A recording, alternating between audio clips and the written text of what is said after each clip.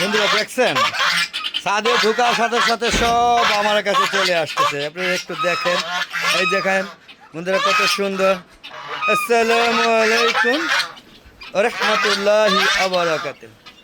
আমাদের পক্ষ থেকে এই সুন্দর একটা ছাদ বাগান এবং হাঁস মুরগি উন্মুক্ত স্থানে ছাদে পালি সেখান থেকে আপনাদের সবাইকে স্বাগতম। বন্ধুরা দেখতে পাচ্ছেন চলছে এখন কিন্তু বিকাল 3টা বাজে। আপনি দেখেন আকাশে এরকম একটা অবস্থা হয়েছে, কেমন যেন একটা মেঘাচ্ছন্ন আবহাওয়া, মনে হচ্ছে সন্ধ্যা হয়ে গেছে, কিন্তু আসলে সন্ধ্যা না, আকাশটা কেমন জানি আর একটু ঠান্ডা পড়ে গেছে। দেখেন কত সুন্দর একটা আবহাওয়া, কিন্তু ঠান্ডা পড়ে গেছে, আকাশে একটু ঠান্ডা ঠান্ডা ভাব দেখতে পাচ্ছেন। আমার এই যে বামে কবুতরের বাম দেখেন কত সুন্দর কবুতরগুলো বসে আছে। তার ঠান্ডা দেখা হয়তো অনেক কবুতরগুলো অলরেডি বাসায় চলেও গেছে বন্ধুরা। আর ছাদে দেখেন এখন মোরগ মুরগির সংখ্যা একটু বাড়তে মনে হচ্ছে, কারণ হলো বেশ কিছুদিন ধরে ছাদে 2 শেডের মুরগি উন্মুক্ত করে দিয়েছে। এর মধ্যে হচ্ছে আমার তিতি দেখতে পাচ্ছেন, এই তিতিগুলো সাহস অনেক, ওরা সবার সাথে খুব দ্রুত মিশে গিয়েছে।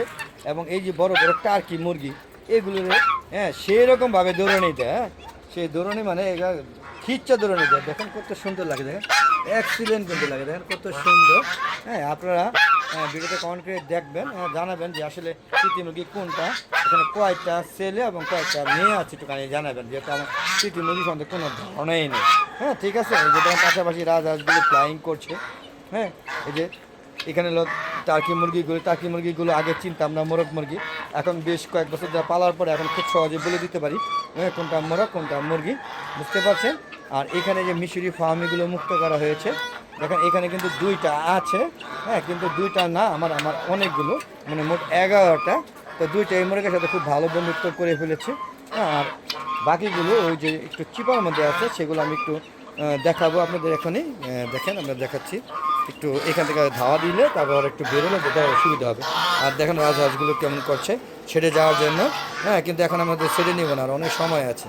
এখন আমি আপনাদের দেখাবো, এই যে দেখেন এই যে বেরিয়েছে, এই দেখেন এই যে একটা একটা করে বেরোচ্ছে, দেখেন এই যে মিশির ফার্মিগুলো, সাথে যে গলাশিলা মুরগি আছে, দেখেন এই যে সবাই এখন আস্তে আস্তে ফ্রি হচ্ছে।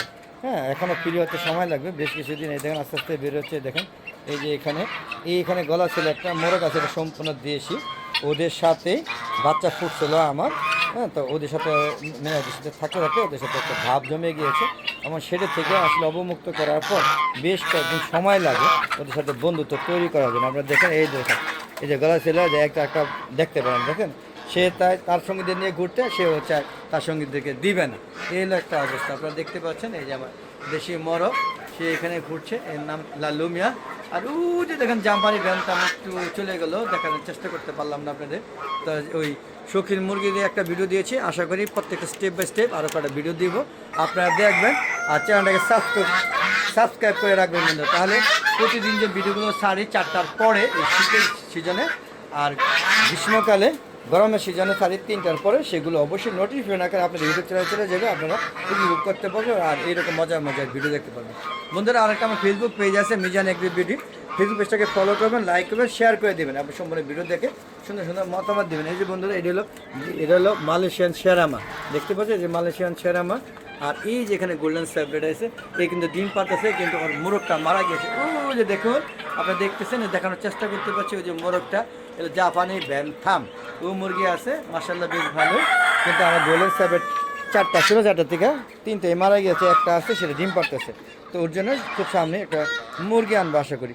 বন্ধুরা এই শীতের দিনে কিন্তু ঝিরঝির বৃষ্টি শুরু হয়ে গেছে, একদম বৃষ্টির পরিমাণ খুবই ঝিরঝির একটা অবস্থা। এই দেখেন মিশরি ফার্মিগুলো কিন্তু অলরেডি আল্লাহর রহমতে বেরিয়ে গিয়েছে, আরও বের হবে, একটু খাদান দিয়ে নেই তাহলে আরও বের হয়ে যাবে। কারণ এই যে দেখেন এই বাইরে না ঘুরে এরা কেমন প্রতিবন্ধী মতো হয়ে যাবে। তাই শীত এখন বৃষ্টি বাদল নাই, তাই আস্তে আস্তে মুরগিগুলো ওপেন করেছি, আরও ওপেন করব, আশা করি ওই সাথে বাকিগুলো দিব, আশা করি আপনারা দেখতে পারবেন। দেখেন এই যে ভাত নিয়ে আসছে, এখন এটাকে ভাত দিব, দেখবেন কিভাবে খায়, একটু দেখেন বন্ধুরা, দেখেন ভাত কিভাবে খায়।